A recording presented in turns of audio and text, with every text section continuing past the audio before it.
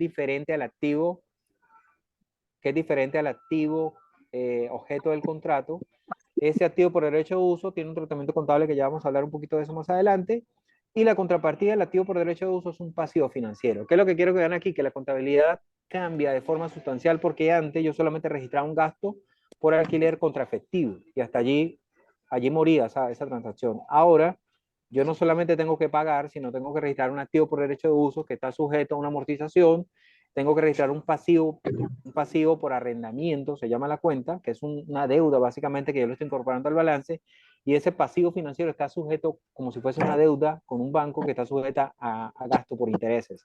Entonces, cada vez que yo hago un pago, perdón, bajo la figura de arrendamiento, yo tengo que distribuir ese pago en cuanto a la proporción de gasto financiero, cuanto a la proporción de disminución del pasivo, para que de alguna manera logre igualar el asiento contable, que vamos a ver un poquito más adelante cómo se come esto y cómo aterriza esto en la contabilidad, ¿no? Pero quiero que se queden con esta figura es la figura resumen de la diferencia que hay bajo NIF 16 y la diferencia que había bajo NIF 17, ¿ok?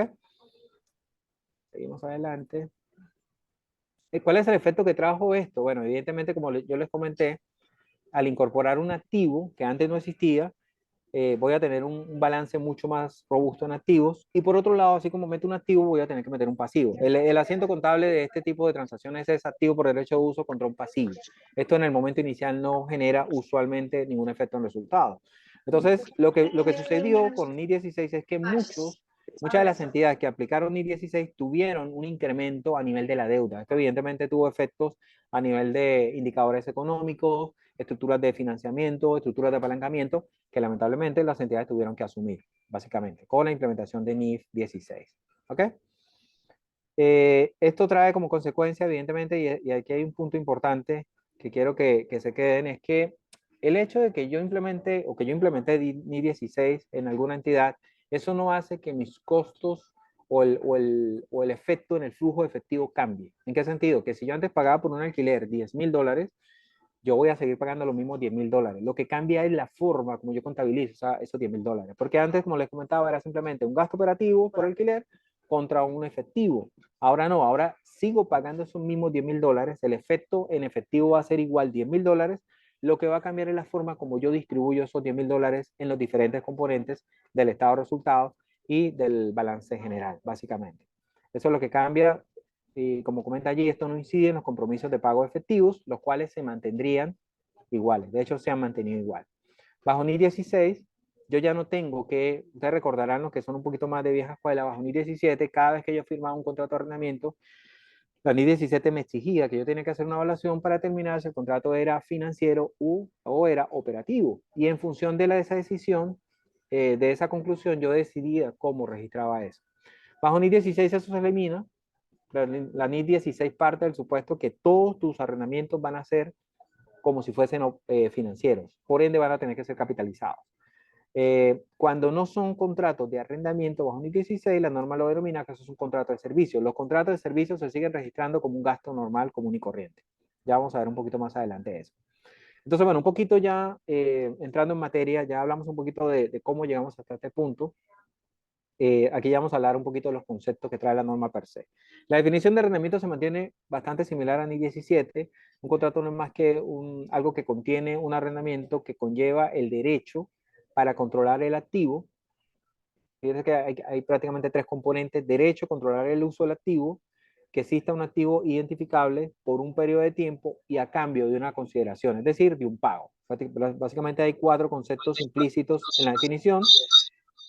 La ventaja con NIF 16 es que si alguno de estos conceptos se nos cae, yo ya no tengo que aplicar NIF 16. Es decir, si yo tengo un contrato donde puedo identificar que hay un activo, donde hay un activo identificable, donde identifico cuál es el tiempo de uso del activo y tengo un pago como tal, si yo estoy en presencia de esos cuatro componentes, evidentemente yo tengo que aplicar NIF 16. Si alguno de estos componentes, por alguna razón, yo concluyo que no está plenamente identificado, la NIF 16 es muy tajante y te dice básicamente, como tú no logras identificar, por ejemplo, el activo, como tú no logras concluir que tú controlas el activo, entonces no aplica NIF 16.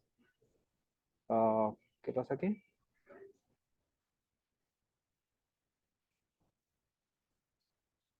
Ok.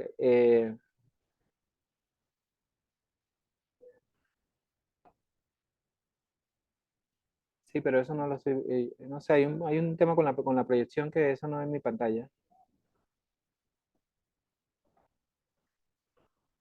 Dejemos de compartir, por favor, y compartamos nuevamente, si está gentil. Sí, ok, bueno. Ah,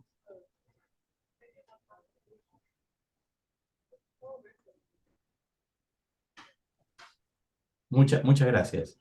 ¿se ven? Ahí se ve bien. Ok, Sí, se ve bien, se ve bien. perfecto. A ver, déjame. ah, ok, perfecto. Gracias. Entonces, un poco les comentaba que el concepto de NI 16 son básicamente cuatro componentes y si yo no cumplo con alguno de estos, yo no aplicaría NI 16, ¿no? Y aquí entramos ya un poquito en materia. ¿Cómo yo identifico un arrendamiento? La norma te dice que si para tú concluir que estás en presencia de un arrendamiento, tengo que tener básicamente dos componentes.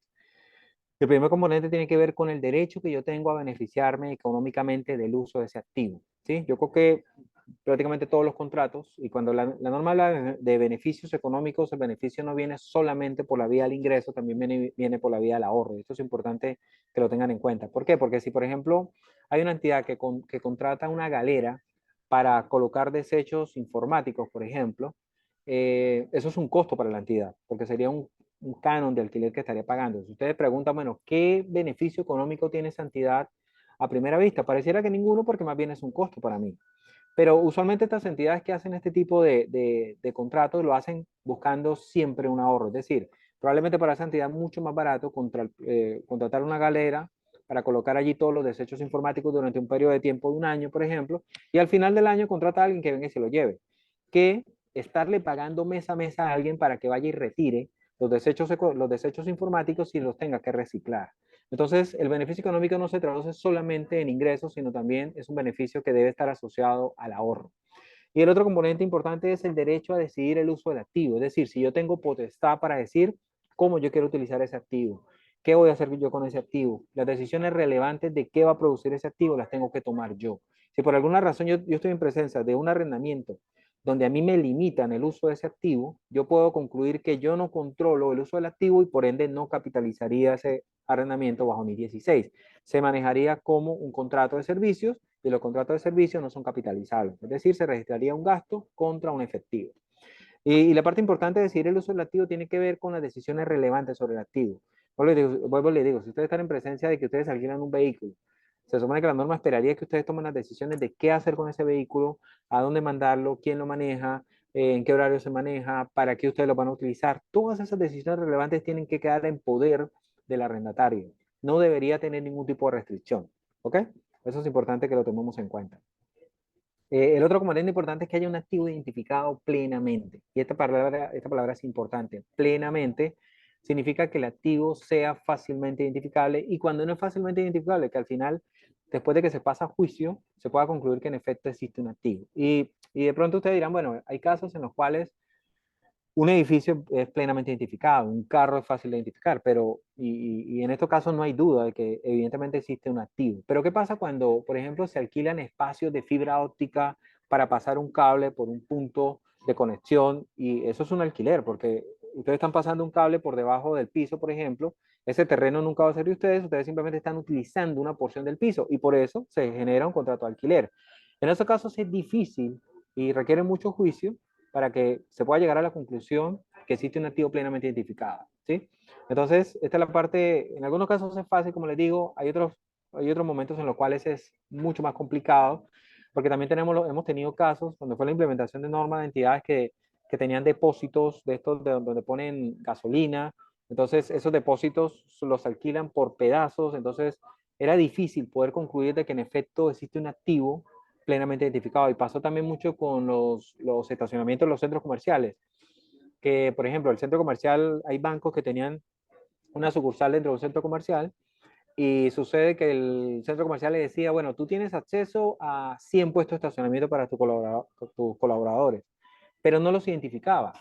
Entonces, y por eso pagaban. Evidentemente, el centro comercial te cobraba 100 puestos de alquiler mensual. Entonces, cuando venías a ver el contrato no te decía qué puestos de estacionamiento eran. Te decía que era bajo un sistema pool. Es decir, si tú llegas, te estacionas donde puedas. En esos casos, la conclusión fue que no estamos en presencia de un activo plenamente identificado, porque a pesar de que hay un contrato de alquiler, a pesar de que la entidad está pagando, a pesar de que la entidad se está beneficiando económicamente de ese contrato, no hay un activo plenamente identificado, porque el contrato no establecía cuáles eran los puestos de estacionamiento donde tú te podías parar. Caso contrario es cuando el contrato decía, tú te paras en los puestos identificados del A1 al A10, por ejemplo. En ese caso era muy diferente y sí estábamos en presencia de un activo, ¿ok? Bueno, esto ya lo comenté, voy a pasar rápidamente por aquí, que exista un activo específico y explícito, porque el tiempo nos está comiendo un poquito por todos los temitas que hemos tenido de retraso. Eh, Hay un concepto que la norma trae que no voy a entrar mucho en detalle, que es derecho sustantivo de sustitución. Y los derechos sustantivos de sustitución es aquello que al final ampara al arrendador para concluir de que yo en efecto sigo controlando el activo a pesar de que yo te lo arrendé a ti. Básicamente la norma lo que dice es que si en algún momento, y esto es un esquema que ustedes lo pueden ver con un poquito más de detalle, si el arrendador tiene el derecho de cambiarte el activo cuando él quiera, sin necesidad de que tú lo autorices, entonces ahí ya empezamos a tener luces de que ese activo probablemente tú no lo controlas. Si el arrendador tiene activos alternativos que sean fácilmente intercambiables por el que tú tienes, entonces probablemente sea un contrato donde tú no controlas ese activo.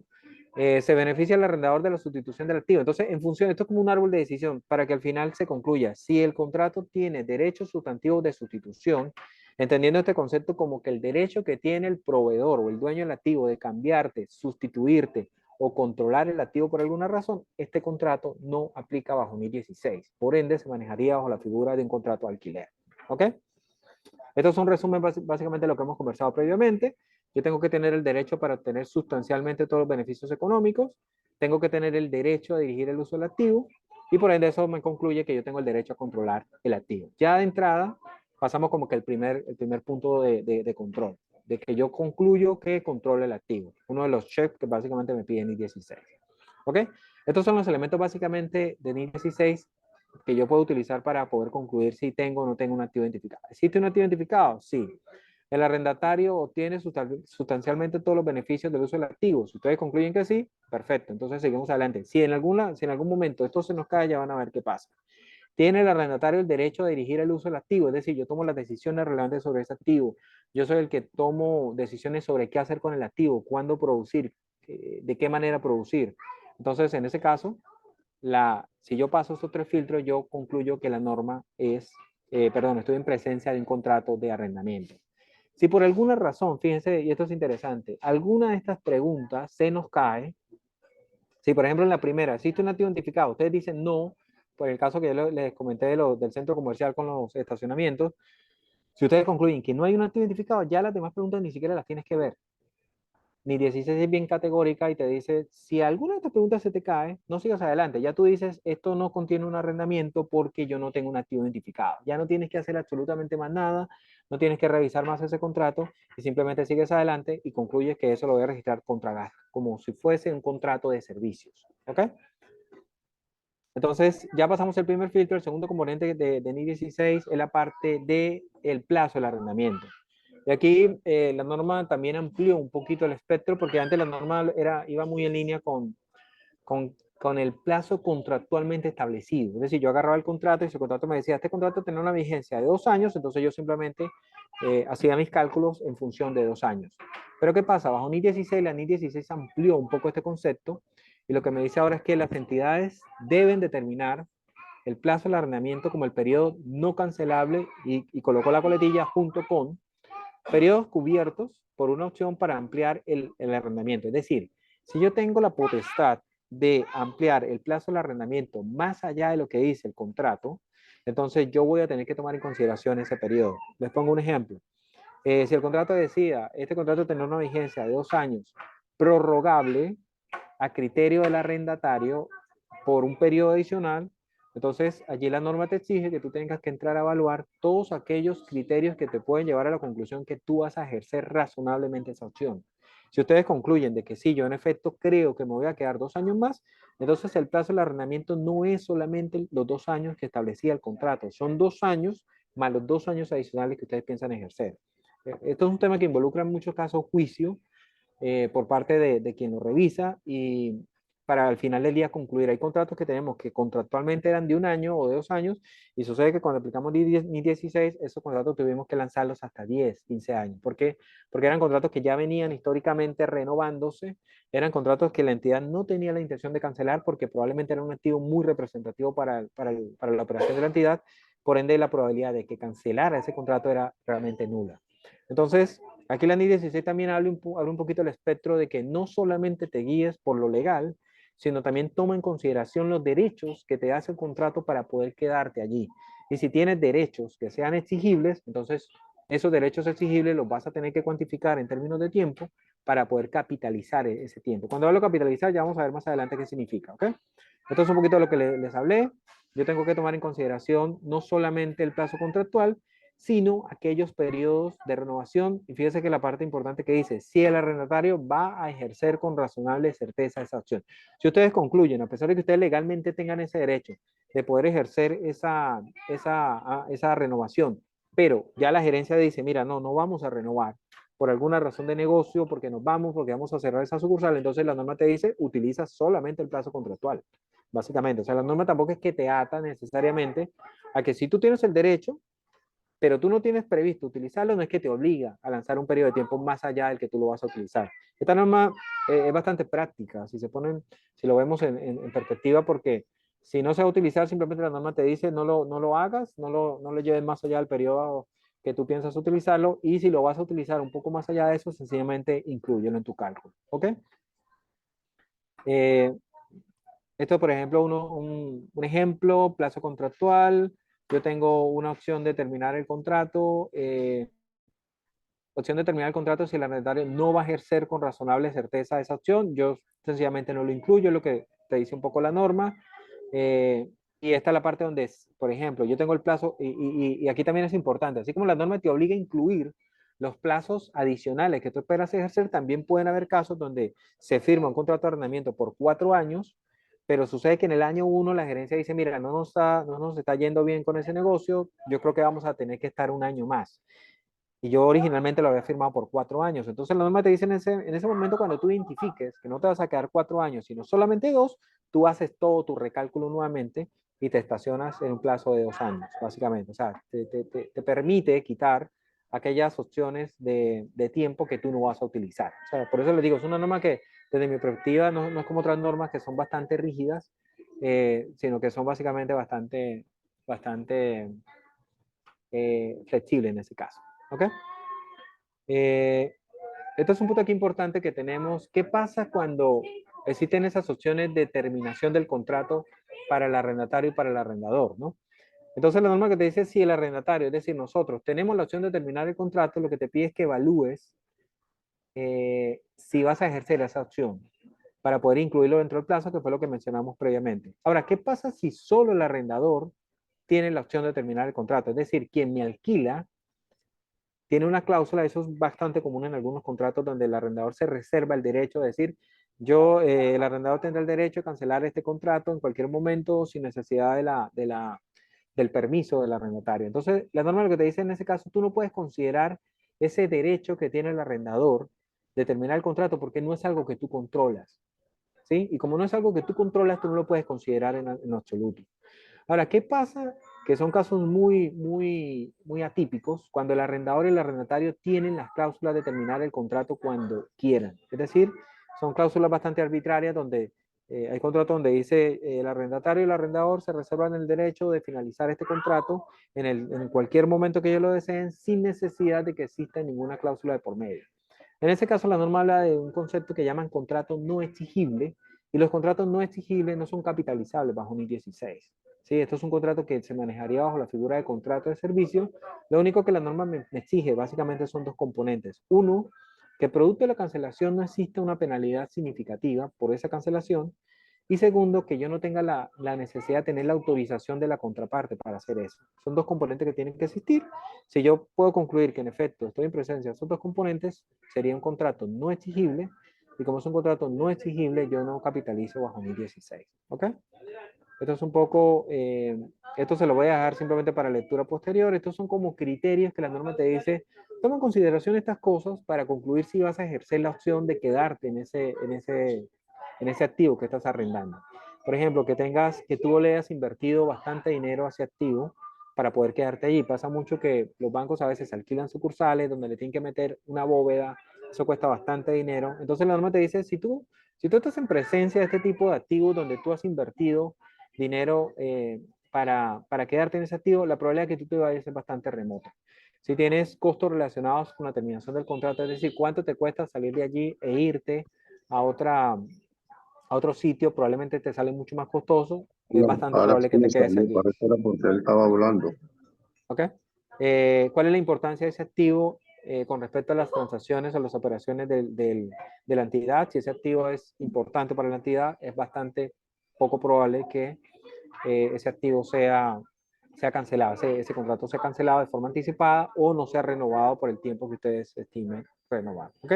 Requerirá juicio y deben documentarse todos los supuestos que establece en cada caso para poder concluir sobre cada uno de estos puntos, ¿no? Entonces, ya aquí pasamos, hay dos excepciones que les quiero comentar, ya pasamos también por la parte del plazo del arrendamiento. Hay dos excepciones a la aplicación de NIS 16 y la primera tiene que ver con arrendamientos a corto plazo. Los arrendamientos a corto plazo no son más que contratos cuyo plazo de vencimiento no es más allá de 12 meses. Si ustedes alquilan algo y ustedes estiman que lo van a terminar antes de 12 meses, entonces la norma te dice contratos de arrendamiento a corto plazo no son capitalizados bajo NIS 16. ¿Qué significa esto? Que son manejados como un gasto, un contrato de tipo operativo. ¿Ok? Y el otro componente son, la norma habla de activos cuyo activo subyacente es de bajo valor. ¿Qué significa esto? Fíjense que aquí no hablamos del valor del contrato, estamos hablando del valor del activo objeto del arrendamiento, ¿sí? Porque yo puedo tener arrendamientos cuyo canon es, por ejemplo, de $10,000 al mes, pero lo que estoy alquilando son fotocopiadoras, por ejemplo. Entonces, en ese caso, la norma te dice, toma en consideración el valor del activo subyacente. Si el valor del activo subyacente es de bajo valor, entonces yo no capitalizo. Ahora, ¿qué se define como bajo valor? La norma no lo define. El monto que trae a nivel de ejemplos te habla de $5,000. Es decir, si un activo cuesta menos de $5,000, tú puedes decir que ese activo es de bajo valor. Pero tampoco es una camisa de fuerza, ¿sí? Esto es bastante importante también que lo tomemos en cuenta. Habrán entidades donde bajo valor son $10,000, donde bajo valor son $20,000, porque va a depender mucho de cada entidad. Como les digo, esto es simplemente una guía que la norma trae. Lo que dice es que la norma sí dice, yo esperaría que activos de bajo valor sean como tablets, teléfonos, laptops probablemente, pero por ejemplo, un edificio jamás va a ser un activo de bajo valor. Eso también lo define la norma. ¿Por qué? Porque un edificio no va a costar jamás menos de $5,000. Un carro, la norma dice, yo no esperaría que un carro sea un activo de bajo valor, porque un carro evidentemente usualmente cuesta más de $5,000. ¿Ok? Estas son las excepciones de la aplicación de NIS 16. Si estamos en presencia de algún contrato que calce entre estos dos aspectos, nosotros no capitalizaríamos NIS 16. ¿Ok?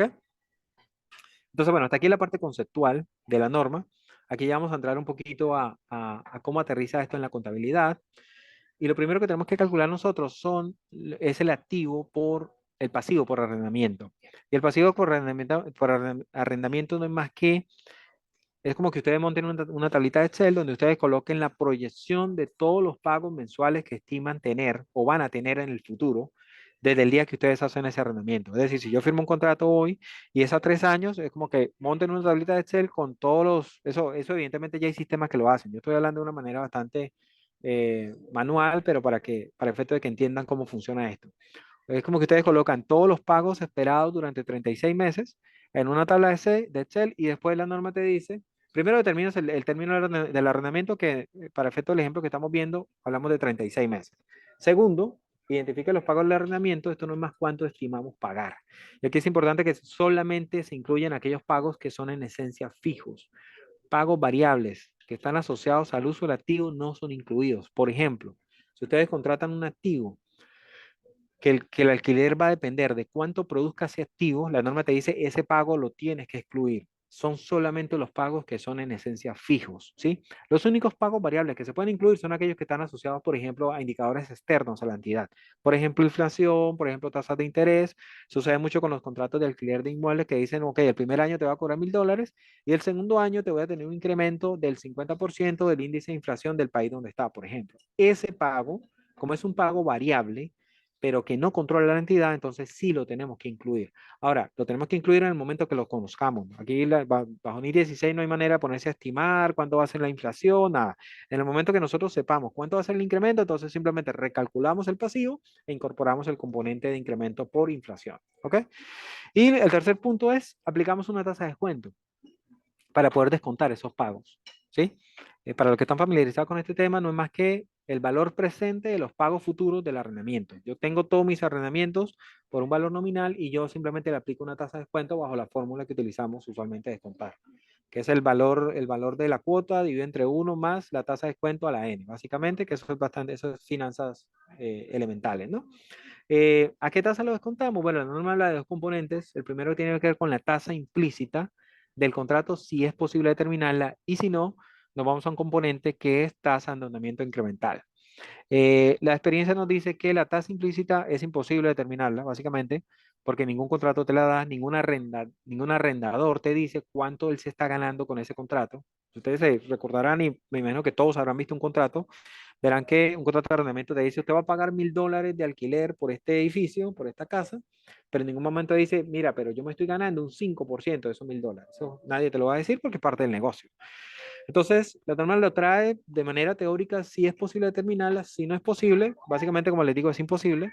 Entonces nos vamos a una tasa de endeudamiento incremental, que ya vamos a hablar un poquito más adelante de esto, pero les adelanto que no es más que la tasa a la cual la entidad pudiera optar por un financiamiento para obtener un activo similar. Ese es básicamente el concepto de tasa de endeudamiento incremental. O sea, es básicamente la tasa que te darían a ti si tú quisieras comprar ese activo. Es decir, si yo estoy alquilando un carro y el carro cuesta $10,000, es como que yo me vaya al banco y le diga, banco, ¿cuánto tú me cobras a mí por financiarme este vehículo por $10,000? Entonces el banco te dirá, mira, por el perfil que tú tienes, yo te voy a cobrar un 12%. Esa es la tasa de endeudamiento incremental que tendría esa entidad, básicamente. ¿Ok? Entonces, una vez que hemos calculado el activo, una vez que ustedes tienen la proyección de pagos, lo descuentan a esa tasa y les da después hacen la sumatoria de, de todos los montos descontados, ese monto que les va a dar allí es el monto del pasivo por arrendamiento que ya entra en la contabilidad. Ya tenemos un componente del asiento. Pasivo por arrendamiento, tenemos ese monto descontado y ese monto descontado es el monto que vamos a registrar en la contabilidad. Una vez que tenemos el pasivo calculado, vamos a calcular el activo. El activo se deriva del pasivo. El pasivo mal calculado, el activo también va a estar mal calculado. El activo me dice que es el pasivo que calculamos previamente y le voy a sumar tres componentes importantes, que no es más pagos realizados antes o a partir de la fecha del comienzo del arrendamiento, es decir, cualquier anticipo que hayamos dado. Le puedo sumar los costos directos iniciales y puedo incluir los costos de desmantelamiento. ¿Qué son los costos de desmantelamiento? Es lo que a mí me va a costar por devolver el activo en las condiciones en que me fue entregado. Esto es un concepto bastante común en ciertas industrias donde te dicen, cuando tú firmas el contrato, te dicen, ok, yo arrendatario me comprometo a devolver el activo en las mismas condiciones en las cuales fue entregado. Entonces, si yo soy un banco que metí una bóveda, por ejemplo, en una casa, yo cuando me vaya a ir, yo tengo que quitar esa bóveda. Eso cuesta mucho dinero y por ende la norma me permite, yo te doy el beneficio que tú incluyas esos costos de desmantelar el activo como parte del valor del activo a capitalizar. Una vez que yo sumo estos tres componentes, tengo el valor del activo por derecho de uso, se llama este componente. ¿Ok? Esto ya lo mencioné, que está incluido, que no está incluido. Los pagos basados en índices o tasas sí se pueden incluir y los pagos basados en porcentajes de ingreso o uso del activo no son incluidos bajo NI 16. ¿Ok? Esto es un poquito el efecto que vimos que tuvo la implementación de NI 16 sobre ciertos indicadores de la entidad, apalancamiento, rotación de activos, EBITDA y cada uno de los componentes que fue afectado a nivel del estado financiero. Vamos a hablar un poquito de los casos prácticos, ya nos quedan prácticamente 10 minutitos, así que voy a pasar rápidamente por aquí. Igualito esta presentación, entiendo que la van a compartir a todos los participantes que están inscritos. Entiendo que es así, ¿no? Carlos o Alessandra. Igual al final de la sesión podemos confirmar. Así que no me voy a parar mucho en estos ejemplitos porque son ejemplos de, ok, yo estoy en presencia de un contrato que tiene un periodo, ¿qué creen ustedes? ¿Se capitaliza? ¿No se capitaliza? Entonces voy a pasar rápidamente por aquí. Ajá. Ya. Y bueno, me voy a parar aquí en esta parte del ejemplo práctico. ¿Ok?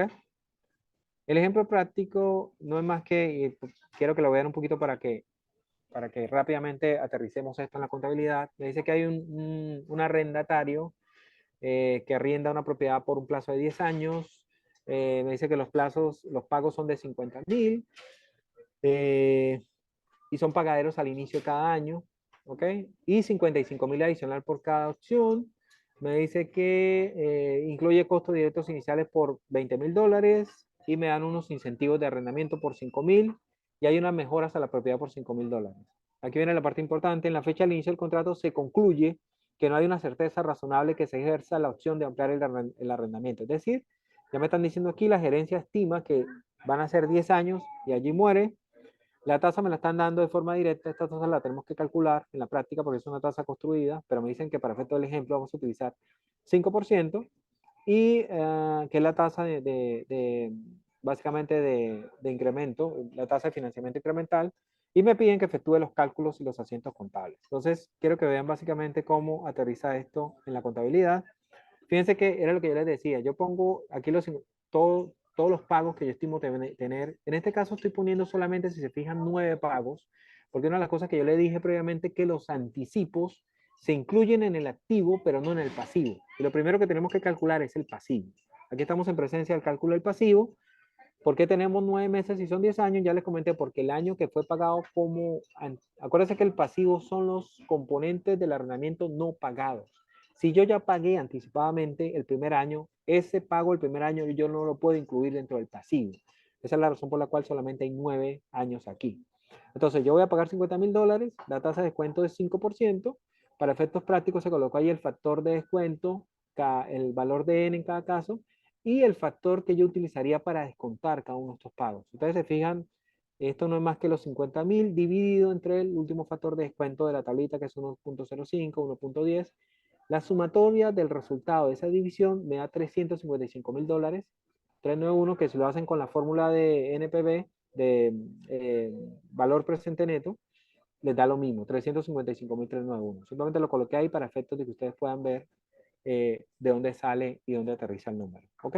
Entonces ya tenemos calculado el pasivo para efectos de la norma. Estos $355.000 sería lo que yo registraría como pasivo por arrendamiento. ¿Ok? ¿Estamos claros hasta allí? Ahora, una vez que ya tengo el pasivo, paso a calcular el activo. ¿El activo cómo sería? El activo me dice que es el valor del pasivo, es decir, de entrada yo ya sé que son los $355.000 más aquellos pagos hechos de forma anticipada, que de entrada, como me dijeron, que yo pagué el primer año, dice, los pagos por arrendamiento son de 50.000 por año, pagaderos al comienzo de cada año, es decir, me estás hablando de un anticipo. Esos $50.000 entonces suman al activo. La norma también me permite capitalizar los costos directos iniciales. ¿Qué son los costos directos iniciales? No es más lo que yo le pago a abogados, a algún broker que me ayudó a buscar la propiedad. Esos son costos que yo incurrí que la norma me permite de alguna manera capitalizarlos. Y los incentivos de arrendamiento es algo que yo sí tengo que restar porque es algo que me están prácticamente devolviendo. Si ustedes se fijan ahí en la tablita, los 50.000 menos los 20.000 me da 70.000 y los incentivos yo los resto. Ahí no está el signo negativo, pero se restan para que me dé $65.000. ¿Ok? Entonces, pasamos aquí al asiento contable. Fíjense que si ustedes se fijan, el pasivo por arrendamiento son los $355.000 que vimos previamente, que fueron calculados al inicio. Y el activo por derecho de uso yo lo estoy colocando abierto en cada componente. De entrada, la contrapartida del pasivo tiene que ser el activo por el mismo monto, 355.391. ¿Qué pasa? El activo por arrendamiento, la norma me permite capitalizar o me permite incluir lo pagado por anticipado, que son los $50.000 que ustedes ven aquí. Adicionalmente yo le puedo sumar los $20.000, que son los costos directos iniciales de contratación, los gastos que yo tuve, los gastos legales, los gastos de notaría, los gastos del broker. Y le resto los $5.000 que son esos $5.000 están definidos aquí como incentivos de arrendamiento. Incentivos de arrendamiento no es más que el arrendador le dice a usted, mira, si hacemos el contrato por 10 años, yo te voy a rebajar $5.000, por ejemplo. Entonces, la norma asume que eso es como un beneficio que ustedes tienen allí y te pide que lo restes del activo. Si ustedes se fijan una vez que esos $5.000 son efectivos, esa es la razón por la cual la contrapartida de los $5.000 es el efectivo. Y de esta manera, yo igualo el asiento incluyendo los $70,000 de efectivo. ¿Qué son estos $70,000 de efectivo? Esto no es más que, volvemos al cuadrito inicial, los 50,000 del pago anticipado más los $20,000 de los costos directos iniciales, que yo esto evidentemente lo pagué. Los $50,000 se los pagué al dueño de la propiedad y los $20,000 se los pagué a los abogados, se los pagué a los brokers y eso fue efectivo que salió de mi contabilidad. Una vez que yo pongo los $70,000 y este efectivo, que son los $5,000, que son los beneficios o el incentivo a arrendamiento, evidentemente también me los devolvieron, por eso es que están aquí como una entrada efectiva. Una vez que yo coloco esto así, yo igualo el asiento y si se fijan, el pasivo por arrendamiento queda registrado en $355,000, pero el activo, que es el derecho de uso, eso en inglés es la sigla de right on use, derecho de uso, activo por derecho de uso, me queda en $420,000. Ya tengo mi contabilidad bajo mi 16 para este contrato. El registro contable que yo haría es exactamente este, como el que ustedes ven aquí. Estos asientos contables son los que usualmente se hacen al inicio de este contrato. Para efectos prácticos, como les digo, yo simplemente separé cada uno de los componentes del activo por derecho de uso. En la práctica lo que se hace es que el activo por derecho de uso se condensa en un solo componente y se registra por el monto neto, básicamente, de todos los componentes de activo por derecho de uso. El pasivo por arrendamiento sí es un monto único, que son los 355,000, con eso no hay duda. Y yo ya tengo ya el activo y el pasivo. ¿Cómo funciona esto el día 2? El día 2, entiéndase que ya registré el día 1, activo y pasivo. Ahora, ¿qué pasa? Yo el activo lo tengo que empezar a amortizar y el pasivo lo tengo que empezar a diluir en función de cada pago. Y vamos a ver el ejemplo con el primer pago que ocurre. Y ya con esto finalizamos. Creo que vamos bien en el tiempo. La amortización del activo por derecho de uso, si se fijan, son los $420,000. El plazo del arrendamiento era en 10 años, entonces yo simplemente voy a registrar un gasto de amortización anual de $42,000. De esa manera yo voy agotando el activo, de manera tal que al final del periodo ese activo cueste cero, básicamente. Voy a tener $420,000 de activo y voy a tener $420,000 de amortización acumulada asociada a ese activo. En el caso del pasivo, fíjense que yo sigo pagando los mismos $50,000 y que lo que va a pasar, que el primer año yo voy a tener que decir, y aquí vuelvo a la tablita anterior, ubíquense en el punto número 9, en el año número 9, la diferencia entre el valor pagado, que son los 50,000, y los $32,000 que ven inmediatamente allí abajo.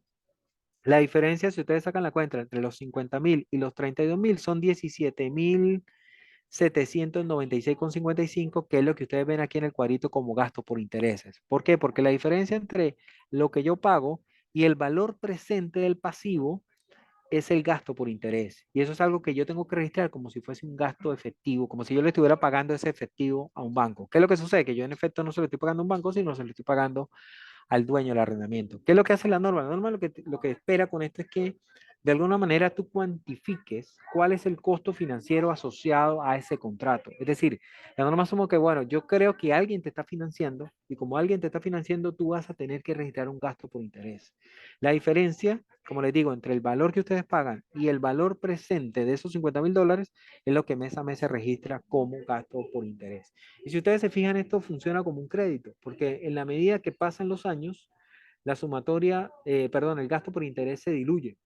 El primer año son, si ustedes sacan la diferencia, 50,000 menos 31,000 son 17, el año 8 sería 50,000 menos 33,000, ya serán $16,000 de interés, y así día a día hasta que ustedes llegan al año 1, donde la diferencia entre los 50,000 y los 47,000 son como $2,380, algo así por el estilo. Entonces, esto funciona como una tabla de amortización de un préstamo, básicamente es lo que pide la norma, porque al final del día la norma asume que esto es un préstamo que tú tienes con un tercero para efectos de que le calcules un componente de gasto de interés y ese gasto de interés lo vas a tener que registrar como un gasto de financiamiento, como si tuvieras una deuda básicamente con un tercero. Entonces, esta es la contabilidad. Quería simplemente aterrizarlo porque hablé de unos conceptos que de pronto de entrada suenan un poco abstractos, pero de pronto ya viendo cómo aterriza esto a nivel contable, de pronto es mucho más fácil de digerir, ¿no? Entonces, ya con esto concluyo, porque ya estamos en la hora, ya son las 9, creo que terminé bien de tiempo. Hay unos slides adicionales que hablan un poquito más allá de la tasa de descuento, pero como les digo, esta presentación se le va a compartir y Edison, no... Ajá. Edison, podemos continuar, debido a que comenzamos un poquito tarde. para Ok, culminar esa parte tan interesante que tienes ahí, justamente ok, la tasa. ok, perfecto. Ok, entonces voy a pasar rápidamente por tasa de descuento. Como les dije, la tasa que se utiliza para descontar, si ustedes, voy a volver un poquito atrás para recordarles en la lámina del pasivo, perdón, aquí, aplique la tasa de descuento, este tercer componente que está aquí. Entonces, esta tasa de descuento, como les dije, la norma te dice, bueno, en primer caso, si es la tasa implícita del contrato, cosa que les dije que no había manera de determinarla, entonces hablamos de una tasa de endeudamiento incremental. Conceptualmente, la tasa de endeudamiento incremental es la tasa que le costaría a la entidad buscar un financiamiento para comprar un activo similar al que están arrendando. Y como les puse el ejemplo, creo que previamente, si ustedes están alquilando un edificio que probablemente puede costar 30 millones de dólares, entonces la norma lo que te dice, bueno, imagínate que hipotéticamente tú estás pidiendo un financiamiento por 30 millones de dólares para comprar ese edificio. ¿A cuánto te lo financiarían? Entonces, una tasa que a veces se puede construir, y de hecho hay que construirla. Es una tasa que llamamos una tasa teórica, porque es una tasa que se puede partir a veces de data que se puede conseguir en el mercado, pero usualmente le tenemos que meter algunos componentes de riesgo de crédito, riesgo de liquidez propios de la entidad. Y esto es importante que lo sepan, esta tasa es una tasa bien tropicalizada a cada entidad, no es una tasa de mercado. Yo no puedo ir al mercado y sencillamente buscar una tasa y decir, ok, ¿cuál es la tasa que le están dando a las entidades para financiar vehículos? No, porque tiene que ser una tasa, ¿cuál es la tasa que me darían a mí? Evidentemente, si yo tengo un riesgo mayor, la tasa de descuento va a ser mayor, ¿sí?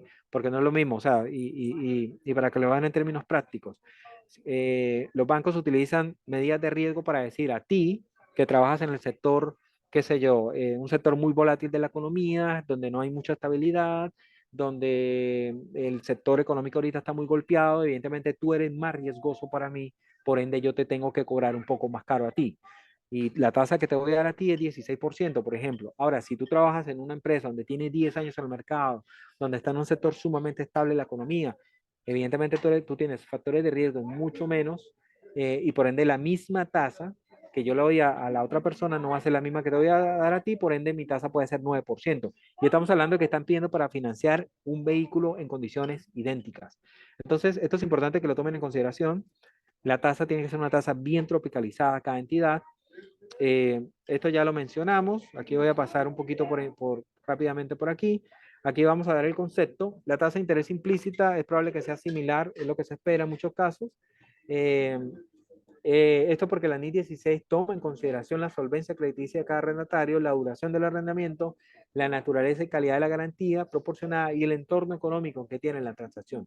Estos son como los componentes que nosotros utilizamos para poder determinar esa tasa. ¿Y cómo se construye esa tasa? Bueno, en la práctica lo que hacemos es que podemos partir de tasas donde, por ejemplo, si es una entidad que tiene deuda colocada en el mercado, esa poder hacer la tasa base para poder decir, ok, la tasa a la cual a ti te está financiando el mercado, porque la tasa, al final la tasa de descuento de cada entidad no es más que la percepción de riesgo que tiene el mercado sobre ti. Si tú te volteas y buscas financiamiento, por ejemplo, vas a colocar una deuda en la bolsa, evidentemente si tú eres percibido como una entidad muy riesgosa, la gente va a esperar mucho más rédito de comprar tu deuda. Por ende, la tasa incremental de financiamiento, para que lo vean en términos sencillos, no es más que cómo te ve el mercado a ti, qué tan caro tú puedes ser para el mercado. Y en función de esa tasa es que yo voy a descontar. Entonces, el primer componente que tenemos es que a veces se toma en consideración si tienes deuda colocada, bueno, a qué tasa tienes colocada tu deuda y después empezamos a hacerle ciertos ajustes. Aquí ya entramos en temas muy de finanzas, un poco más especializadas, porque estas tasas usualmente nos ayudan la gente de evaluation, de FRM, qué sé yo, de las entidades, la gente de finance, para construir esta tasa de descuento que son las que yo teóricamente utilizaría para descontar. Aquí en la parte esto ya lo mencioné, la tasa incremental de financiamiento no es más que la tasa que tendría que ser pagada por el arrendatario para pedir prestados fondos para obtener un activo de valor similar al del derecho de uso. Y aquí está la parte importante, considerando las características propias del activo, así como también los términos y su entorno económico. Y cuando les digo que esta tasa tiene que ser bien tropicalizada, porque a veces pasaba que había entidades, sobre todo entidades que tienen que tuvimos que utilizar tasas de descuento de cada economía, porque no es lo mismo inflacionaria a una economía totalmente estable. Las tasas de interés de una economía inflacionaria son mucho más altas que las tasas de interés de una economía que no tiene inflación o que la inflación es baja. Entonces, todo eso se tiene que aterrizar al entorno económico donde opera la entidad. Esto es un poco lo que la norma espera. Por eso es que tampoco se puede hablar de una tasa de descuento única ni para todos los activos, ni para todas las entidades que pueden pertenecer a un grupo económico. ¿Sí? Porque si son entidades que operan en entornos económicos totalmente diferentes, vamos a tener que ir allá a ese entorno económico a ver cuál es tu moneda, cuál es tu entorno económico, cuál es el sector donde operas, cómo te ve el mercado a ti allá, qué tan riesgoso eres tú allá, y en función de eso se empiezan a hacer ajustes, básicamente a esa tasa teórica. Nosotros le metemos ajustes por liquidez, ajustes por riesgo de crédito, ajustes por clase de activo, que todos esos ajustes al final del día lo que dicen es que La visión. cortan probablemente o disminuyen esa tasa de descuento. ¿Ok? Estos son un poco los factores que, como les digo, tomamos en consideración a la hora de construir la tasa, que no es más que la moneda, el ambiente económico, el plazo, el tipo de activo, el nivel de deuda. Todo esto se utiliza para hacer ese pricing de tasa. Al final, como les digo, esto es una tasa teórica, una tasa que la entidad tiene que calcular para efectos de poder llegar a determinar cuál es la tasa que utilizará para efectos de NIN 16. Y aquí, por ejemplo, hay un pequeño ejemplito, un edificio, 10 años, un carro, 5 años. Evidentemente, a pesar de que estamos hablando de la misma entidad, no podemos decir que esta entidad va a tener la misma tasa para estos dos activos, porque las condiciones del inmueble son totalmente diferentes a las del vehículo. El vehículo es mucho más riesgoso, tiene una tasa de interés un poco más alta. Si vamos a pedir un financiamiento para un inmueble, evidentemente la tasa va a ser mucho menor. ¿Ok? Esto es básicamente lo que busca la norma. Esto es un poco cómo se hace, cómo se elimina el riesgo moneda, se busca una tasa de referencia, se buscan tasas libres de riesgo, que esto es lo que usualmente también hacemos. Partimos de la tasa libre de riesgo, que en este caso es la tasa del tesoro de los Treasury Bill de US, y en función de eso empezamos a hacer ajustes aplicados a país, riesgo entidad, riesgo sector, riesgo activo, para poder al final concluir cuál es la tasa que finalmente vamos a utilizar. ¿Ok? Eh, Esto es básicamente, bueno, el riesgo propio del arrendatario, es como les dije, tenemos que considerarlo y creo que es uno de los factores que más pesa, porque esto lo que define es cómo el mercado te ve. Como les digo, tuvimos experiencias de mismos contratos de activos bastante similares, donde una entidad tiene una tasa de descuento de 11 y tenía una tasa de descuento de 6, por ejemplo. Y es válido, totalmente válido, y de hecho tiene que ser así, a menos que las dos entidades concluyamos que tienen tasas riesgo similares, ¿no? Pero eso en la práctica es bien difícil de que se vea, ¿ok?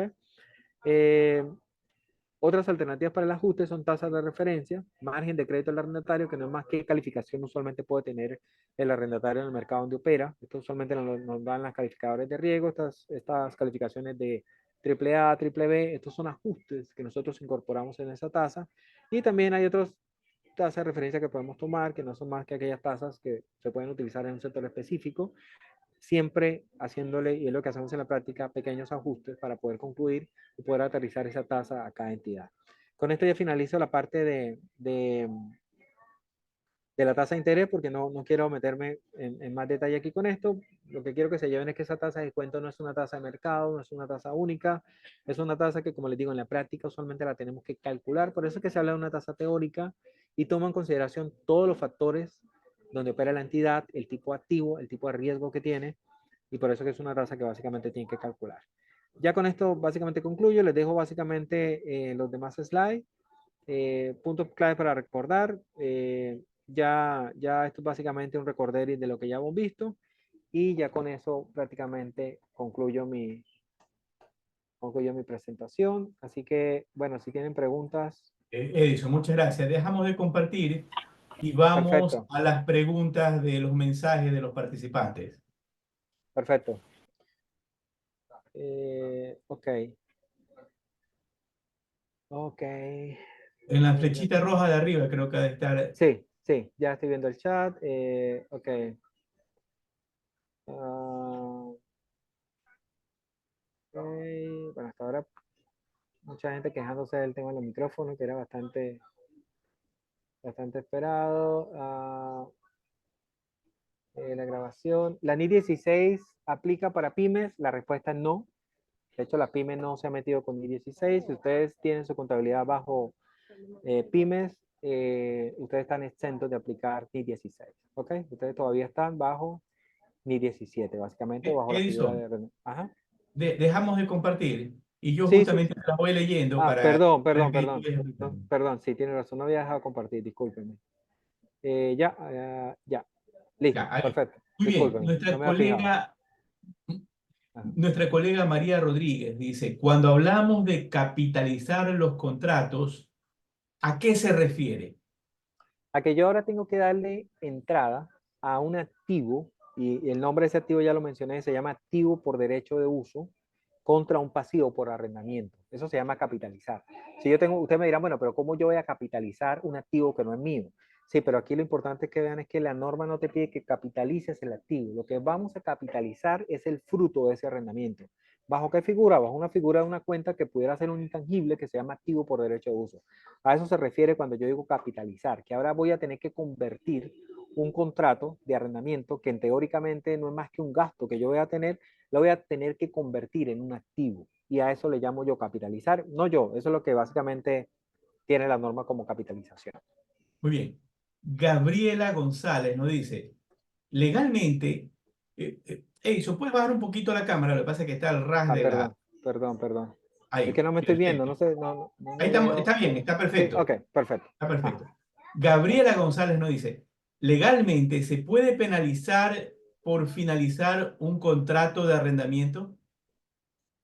mira, esa pregunta creo que es un tema ya más jurídico, pero la respuesta corta es sí. Yo he visto muchos contratos donde el arrendador se reserva el derecho de que si tú te me vas antes, porque vamos a estar claro, el tema del arrendamiento es un negocio y evidentemente nadie arrienda con intención de perder, todo el mundo arrienda con intención de ganar. Acuérdense que la NIF es un concepto bastante capitalista, aquí simplemente es sacar rédito de cualquier transacción que yo haga. Entonces, si yo te voy a arrendar a ti con la intención de que te quedes 5 años y en el año 1 tú me dices, mira, lo que pasa es que yo me quiero ir, hay un componente que en economía llamamos costo de oportunidad y el costo de oportunidad se le da valor, que el costo de oportunidad no es más que como yo dejo de ganar dinero por arrendarte a ti porque te me vas a ir antes, dejé de arrendarle a otro que probablemente si hubiese quedado 5 años, entonces yo te tengo que cobrar algo adicional. Porque como me estás tumbando el negocio de alguna manera, estás haciendo que mi negocio, mis flujos de efectivo cambien, porque ahora el momento que tú te vayas, yo tengo que salir a buscar otra persona que venga y rinde, eso cuesta dinero. Y si yo tardo 2 meses en conseguirla, eso cuesta dinero. Ese costo, de alguna manera, los arrendatarios, los arrendadores buscan la manera de transferirlo vía penalidad. Y por eso es que usualmente los contratos tienen cláusulas de penalización si hay cancelación anticipada. Entonces la respuesta corta, Gaby, es sí, definitivamente se puede y en la práctica existe.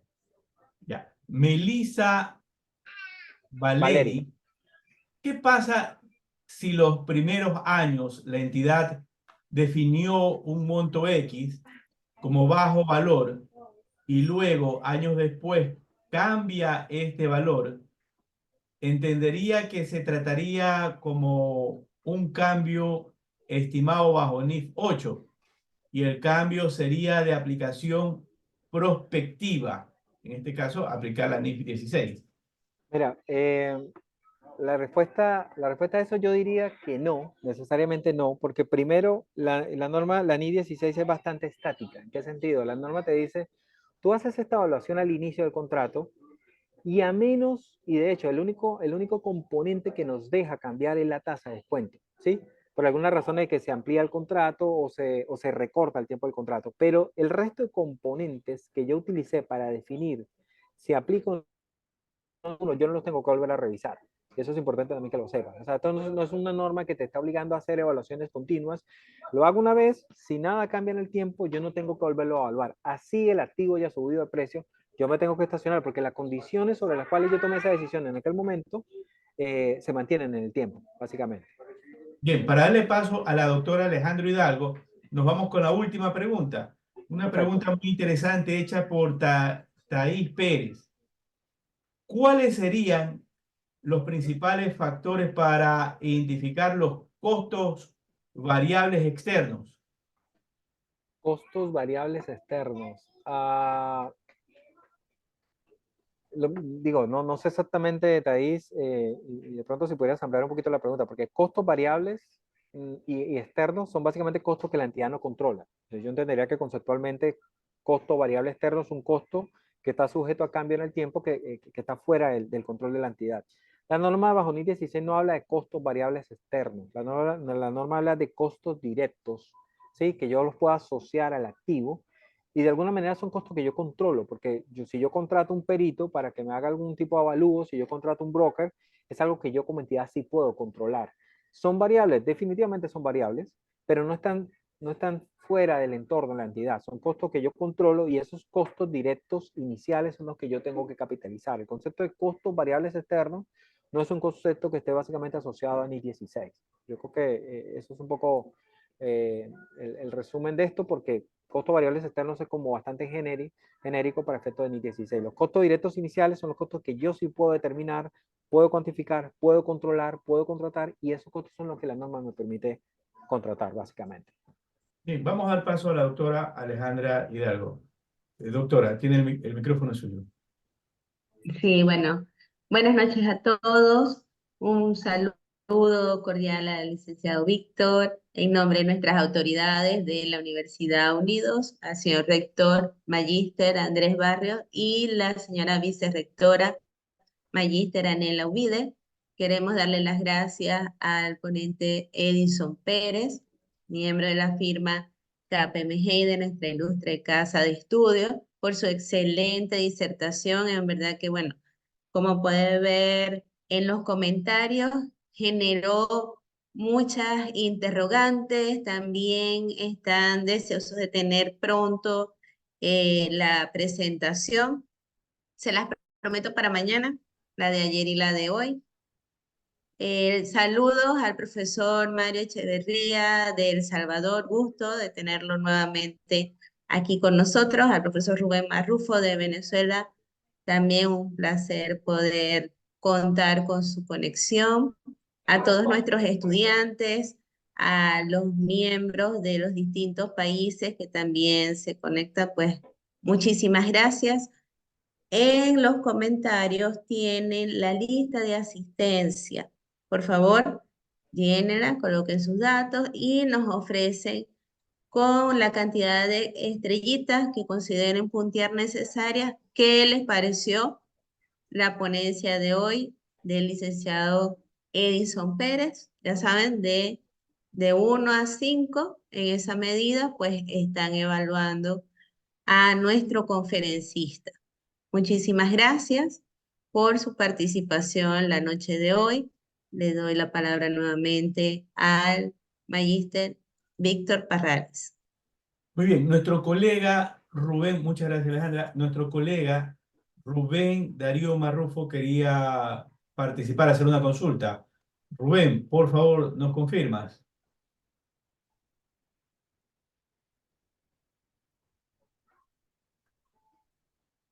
¿No? Bien, nos vamos a unas dos últimas preguntas para ir. Tenemos, Edison, un nutrido, una gran cantidad de consultas, ¿sí? Y sería importante ir por lo menos terminado con unas dos. Víctor se me cayó. Hola, Víctor. ¿Qué tal, Rubén? ¿Cómo está todo? ¿Bien? Todo muy bien, sí, te escuchamos. Sí, quería complementar algo, ¿no? Que ese párrafo de la NIC 16 también habla del modelo de valor razonable, que no es lo mismo el modelo de revaluación con el modelo de valor razonable. Eso está en el párrafo 34 de la NIC 16. Es decir, la metodología a utilizar allí es lo que nos da la propiedad de inversión, la NIC 40. Ok, quería como que aclarar ese punto en una medición posterior. Si hay un cambio de política, también puede evaluarlo por el modelo de valor razonable. Quería complementar esa parte. Edison.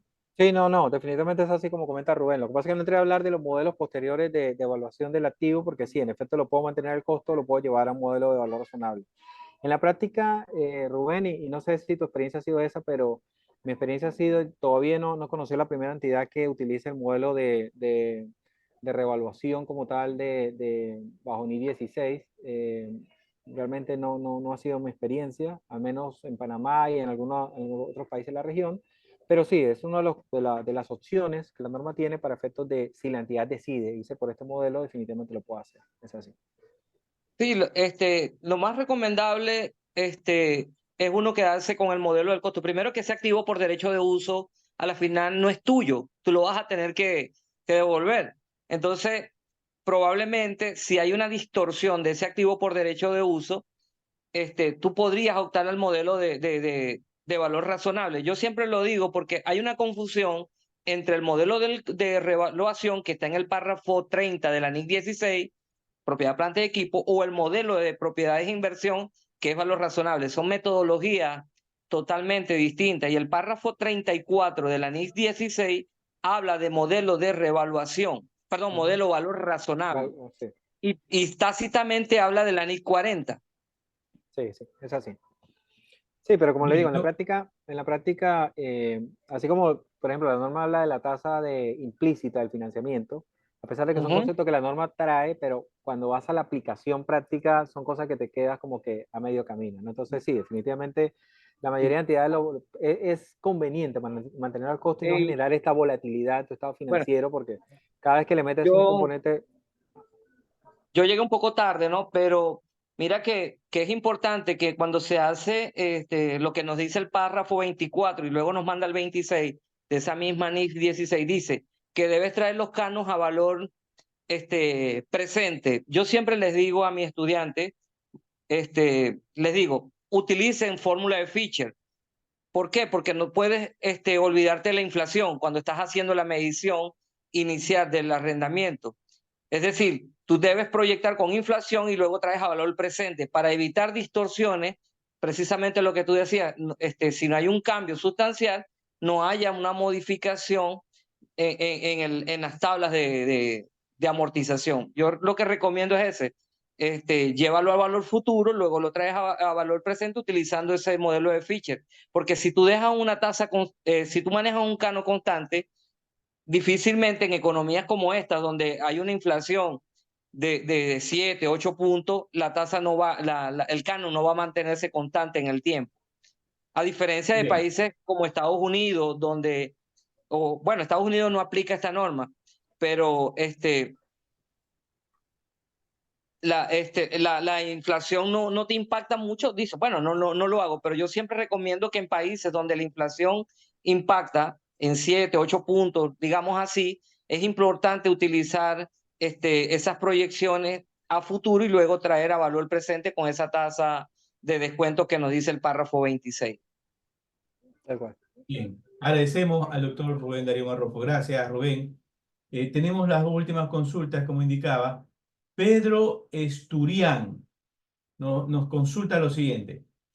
Conociendo que las NIF son principios y no una regla como las USGAP, US GAAP, ¿no? ¿cómo considero el monto mínimo para los activos de bajo valor para una empresa? ¿Puede ser por un cálculo de materialidad? Sí, mira, ahí definitivamente, como comenta, no recuerdo el nombre de la persona que hizo la pregunta, pero como comenta el colega, sí, Pedro Esturián. Pedro, gracias por la pregunta y súper interesante, de hecho. Sí, mira, la norma, la NIC 16, a diferencia de USGAP, como él comenta, USGAP es mucho más amplio, USGAP sí te lleva de la mano para decirte cuándo algo es de bajo valor. NIF no, NIF es muy del criterio de quien utiliza la norma. Entonces, de hecho, lo deja abierto, no define qué es bajo valor y como yo les comenté en la presentación, eso depende de cantidad. ¿Qué nos dice la práctica? Ya aterrizando un poquito esto. Nosotros creemos que esto va a depender mucho de cantidad, sí, porque $5,000 para una entidad como Coca-Cola, por ejemplo, es sumamente, y me van a disculpar la palabra, ridículo hablar de $5,000 para capitalizar un activo. Si estamos hablando de entidades que tienen contratos muy grandes, evidentemente ahí entra un concepto de materialidad. Y nosotros lo que recomendamos y lo que vimos también mucho en la práctica fue que se utilice también el concepto que tiene la entidad para definir cuándo capitalizaron un activo. Cuando una entidad compra un activo, compra, qué sé yo, computadoras, compra un laptop, compra un carro, y la entidad dice, mira, yo creo que este activo no debe ser capitalizado porque es de bajo valor, utilicen ese mismo umbral. Y esa política usualmente ya está establecida para los activos propios, Entonces, lo que nosotros a veces recomendamos es utilicen también esa política. Si tu política dice que yo no capitalizo activos cuyo costo sea menor a $20,000, perfecto, utilícenla también para NIF 16 y es totalmente válido. Y definitivamente entra un concepto de materialidad que lo tiene que evaluar la entidad y ese monto está abierto. Básicamente no es algo que te obliga a definir un monto establecido, simplemente, como ya dije, depende de cantidad. Pero sí, definitivamente es así, Pedro. Bien, nos vamos con la última pregunta de Danishbet Noriega. Si el activo operativo al que tengo un derecho de uso, hago remodelaciones, arreglos, reparaciones, Mejoras. Ujú. ¿esto se considera como parte del activo o se conoce como un gasto? No, mira, ahí, si ustedes se fijan, yo no mencioné para nada en la presentación nada relacionado a mejoras. Eso se llama mejoras a la propiedad arrendada, básicamente. ¿Por qué? Porque las mejoras a la propiedad arrendada siguen formando parte de NIC 16. Y NIC 16 es la norma de propiedad, planta y equipo. Si ustedes arriendan un activo y ustedes le meten dinero, invierten para adecuar ese activo, para hacerlo más operativo, qué sé yo, todas esas mejoras las vas a registrar bajo NIF 16. Y bajo NIF 16 la tienes que llevar como una cuenta totalmente aparte a NIF 16, que se va a llamar mejoras a la propiedad arrendada. Y las van a amortizar por el plazo que ustedes determinen, que evidentemente no tiene que ser más allá del plazo del contrato, ¿no? Básicamente. Eso es también importante que lo sepan. Si yo tengo un contrato de 10 años, las mejoras a la propiedad no las puedo estar amortizando a 15, porque no hace sentido.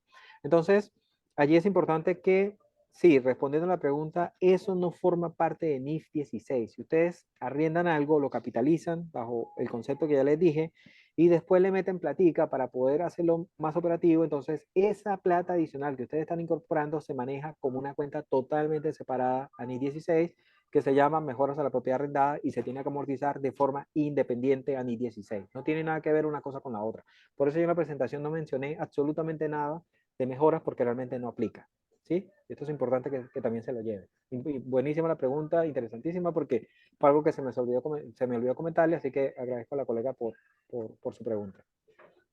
Bien, agradecemos la participación del director de auditoría de instituciones financieras de la firma auditora KPMG, Edison Pérez Bello. Víctor, si Edison, me das... gracias por Gracias, tu sí. participación. Asimismo, Eh, agradecemos, ya te doy la palabra, al magíster perfecto. Andrés Barrios, rector de la Universidad Unido, a la doctora Alejandra Hidalgo de Cambas, Panamá, directora del Centro de Investigaciones Financieras Contables, y a la magíster Anela Ubilde, vicerrectora, así como la Fundación FDS, por su participación. Edison. Sí, nada más para cerrar, gracias Víctor, gracias Alexandra también por la invitación y Andrés, nuestro rector. Nada más quería comentarle, me disculpan si fue un poquito rápido en la presentación, pero estábamos un poquito allí acelerados con el tiempo. Yo creo que hablé un poquito rápido, pero bueno, ojalá que el mensaje haya llegado. Gracias nuevamente por su atención y cualquier cosa, yo puse en el chat mi correo personal y mi número de teléfono aquí en Panamá. Igualito, si tienen alguna duda puntual, qué sé yo, que les pueda ayudar, los pueda apoyar, definitivamente aquí estamos para eso y les agradezco de verdad su atención. Así que muchas gracias, Víctor, muchas gracias a todos. Gracias, Edison. Nuevamente, gracias por haber participado de este séptimo Foro NIF Panamá a través de la Universidad Unidos. Agradecemos a todos nuestros colegas de Nuestra América que se han unido a este foro internacional y nos vemos el día de mañana con una colega de Perú, la doctora Angélica Arroyo Morales. Bien, bendiciones y hasta el día de mañana. Bye bye. Gracias a todos.